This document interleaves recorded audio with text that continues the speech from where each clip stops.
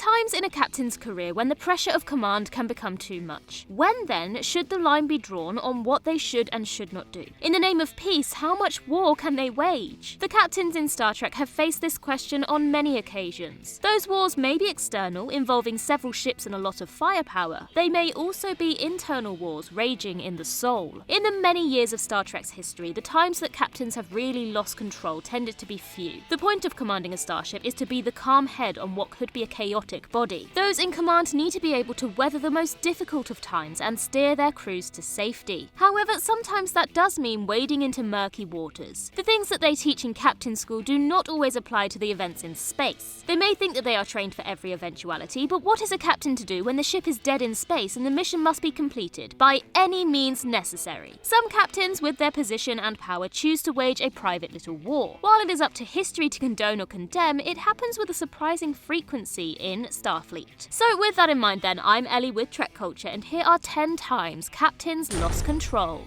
Number 10. Picard won't let them leave the DEVRON system. In the series finale, Picard is bounced backwards and forwards in time by Q, trying to figure out the mystery of the anomaly in the DEVRON system as he does. In each different time period, Jean-Luc is portrayed with all the control that he would muster at that time in his life. In the scene set in the past, he is the newly appointed captain of the Enterprise, though barely 7 years younger than his present-day self. Both versions of Picard are controlled and keep a cool head. The same cannot be said for the future version of Picard. In what has become something of a prophecy depicted by his portrayal in Star Trek Picard, Jean-Luc is shown to have far less patience with the universe and other people around him. He pushes his way through situations, insisting on resolutions while others may hold back. Never is this more evident than his determination to remain in place and continue the scans in the DEVRON system, despite the threat of attack by the Klingons. He overrides Beverly, insults Worf, and impatiently waits for the Pasteur to scan the area. This is exacerbated once the Klingons finally launched their assault, resulting in the destruction of the ship and the death of several crew members. Though saved by the Enterprise, he implores Admiral Riker to the point of hysteria to remain where they are, citing their departure as a danger to all of humanity. Despite the later outcome, the crew watch in sadness as the once great captain goes to pieces in front of them. Number 9. Commodore Decker takes on the Planet Killer. The Doomsday Machine remains one of the best episodes of the original series, mixing drama with action in a way that few of the other episodes ever really did. The threat of the Planet Killer is akin to the threat of the shark from Jaws. It is seemingly unstoppable, simply devouring what it can. The USS Constellation engages the machine and is almost blasted to pieces by the far superior entity. Commodore Matt Decker, in a bid to save his crew, beams them down to a planet's surface, intending to simply risk his own life by attacking with the damaged Constellation. He then watches in horror as his crew are consumed while the machine destroys the world he set them down on, snapping his grasp on reality. He is lost aboard the wreck of his once pronounced ship, only to be later rescued by the USS Enterprise. In the Enterprise, he sees the one thing he wants more than anything else: revenge. The Enterprise is fully powered, and he feels that he can engage the machine in a matched fight, though quickly discovers he has hopelessly underestimated it, narrowly avoiding destruction yet again. As a desperate final act, he stakes a shuttle and flies directly towards the gaping mouth of the machine. Kirk tries to convince him to return back, but it is useless. With a final scream of terror, Decker is consumed by the Planet Killer as the shuttle explodes within. While he made the ultimate sacrifice, it was enough to give the Enterprise the clues it needed to destroy the machine. Number 8. Captain Maxwell takes on the Cardassian Empire. While most of the Starfleet action in The Next Generation would be contained to the Enterprise, on occasion the universe widened to include other officers and other starships. One such event involved the hunt for O'Brien's former CO, Captain Benjamin Maxwell of the USS Phoenix. A survivor of the Cardassian Wars, Maxwell is convinced that the Cardassians are arming for another conflict. While later years would prove his theory, at the time there is no evidence, and so he resolves to find some. Maxwell comes across as a very reasonable, affable man. He engages with Picard and O'Brien, seemingly oblivious to the seriousness of his infractions. The very fact that the Enterprise has been sent to hunt him seems to simply slide off in the beginning. Picard brings him down to Earth with a bang, quickly assured that he does not have the support of the Federation Federation, Maxwell returns to his ship with the promise of coming along quietly. With that, he takes the ship away, ending his career in a heartbeat. He both attacks and destroys several Cardassian ships, straining relations with the Union even further. Picard sends O'Brien in to attempt to calm the situation, as the next option is to engage and destroy the Phoenix. Maxwell is not lost beyond hope. O'Brien talks him down, sympathizing with the man's position, but ultimately reminding him that the wars can't destroy their future as well as their past. The Phoenix stands down and Maxwell is taken into custody. Number 7. Archer orders the creation and then execution of Trip's clone. Archer's resolve to stop the Xindi War is seen in its most frightening aspect here. With the grave injury of Trip during a test to make the engines more stable at higher speeds, the ship is stuck. Phlox suggests a radical option, creating a short-lived clone of Trip as a neurological donor. It sounds like something from a H.P. Lovecraft novel, science and horror combined in one. What makes the idea more disturbing is that Archer accepts with relatively little deliberation. His obsession to stop the disaster that is coming is driving him to greater lengths than he has ever thought possible. Sim, as he is dubbed, grows quickly, showing all of the signs of full sentience. He doesn't want to die, though the procedure will be fatal. He researches ways to extend his lifespan, though Phlox reveals he was aware of them. They are unresearched, and in the center of the expanse is certainly not the place to begin. Archer speaks to Sim, telling him he would much rather Sim volunteer for the procedure, but leaving it very clear that there is no choice either way. Sim will be going through with it, even if that means Archer escort him with security personnel to the medical bay. Even with this, Sim tries to escape, though in the end it is for naught. Archer rewards him with a funeral service, though there is a little shading the fact that this man was born to die, and Archer not only allowed it, but sped his passing. Number 6. Picard and Robert fight. Captain Picard has, in his long history with Starfleet, maintained control over emotion wherever possible. His most recent years are marked by more and more incidents of this control slipping, though for the first 3 seasons of The Next Generation he rarely lost his cool. Then the Borg came, and with them came the destruction of 39 Starfleet ships, with the loss of 11,000 lives. Through his abduction and assimilation by the Borg, Picard led the assault as Locutus, fully aware of what was happening with no power to stop it. Once the threat has been taken care of, the Enterprise is granted some much-needed shore leave, returning to Earth to do so. Picard takes the opportunity to visit his brother Robert's family in France, enjoying the time with his nephew and sister-in-law, though immediately butting heads with his brother. This continues, while the old-school Robert seems to scoff at the notions that Jean-Luc has about technology and advancement. Their bickering intensifies until, in a very un-Picard manner, the two of them erupt into a fistfight in the middle of their vineyard. While they stop the fight within moments, even going so far as to laugh about the state of their mud-covered bodies, Jean-Luc's laughter turns to tears as he finally breaks down, spilling the trauma he feels about his inability to stop the Borg. His brother, listening with empathy, manages to get the last word in. The great Jean-Luc Picard is human, after all. They help each other up, and their relationship is stronger for it. Number 5. Sisko sinks further and further into the Romulan plot. In the Pale Moonlight stands as both one of the strongest episodes of Deep Space Nine and one of the darkest moments in Star Trek up to that point. A Starfleet captain knowingly commits crimes to con an empire into going to war. Roddenberry would most likely have had quite a few things to say about that. When the story picks up, the action has already happened. The audience watches Sisko attempt to come to terms with the fallout. He details his initial plot, and it was his idea to bring the Romulans into the war. There are many people that he could have chosen to work with, but he goes straight to Garak. Garak is one of the most enigmatic characters in Star Trek. What is known about him is shaded in layers of